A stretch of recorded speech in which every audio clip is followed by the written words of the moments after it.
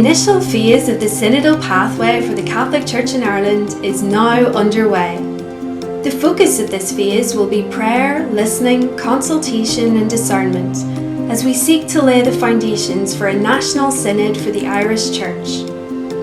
A steering committee has been appointed to oversee this work, to carry out some initial listening, analysis and awareness raising, and offer recommendations on how this might be carried forward into the next stages of the process. The steering committee is supported in this work by a task group, which is helping to resource engagement at local level and to ensure that what happens nationally is shaped and informed by the learning from recent processes of listening and consultation. At the heart of our work is this question: what is God saying to the Irish Church at this time?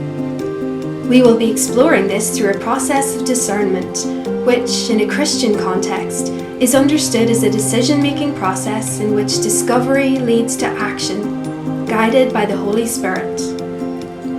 An important task before the steering committee will be to identify the challenges that have inhibited the practice of discernment in the Church up to now, and discouraged people from taking a more active leadership role in the life of the Church. One of the first challenges we face is that the language of synod and synodality is unfamiliar to many people in the Church. The term synod, meaning assembly, has its roots in the Greek for together on the way. In describing this new focus for the Catholic Church in Ireland as a synodal pathway, the Irish bishops, similarly to other bishops' conferences around the world, have sought to convey this image of being on a journey together.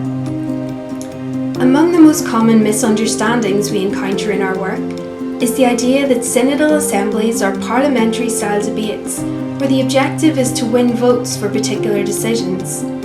Instead, synodal processes create space for different views and different visions for the future, but in a spirit of sharing, respectful listening and discernment rather than argument. A priority for this initial phase will be to help people understand how this might work in practice and attempt to address any fears and apprehension they may have about the process. As part of their preparatory work, the Irish bishops invited submissions in a public consultation held between Easter and Pentecost this year, and over 500 responses were received. Unsurprisingly, we see from the consultation submissions that there are clear tensions we will have to navigate throughout this process.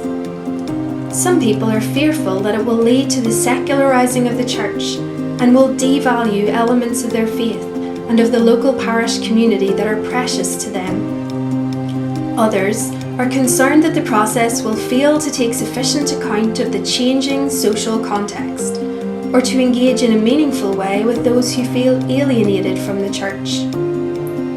The initial phase of the synodal pathway for the Church in Ireland coincides with the preparations for the 2023 Ordinary General Assembly of Bishops in Rome, which will focus on the theme "For a Synodal Church: Communion, Participation and Mission."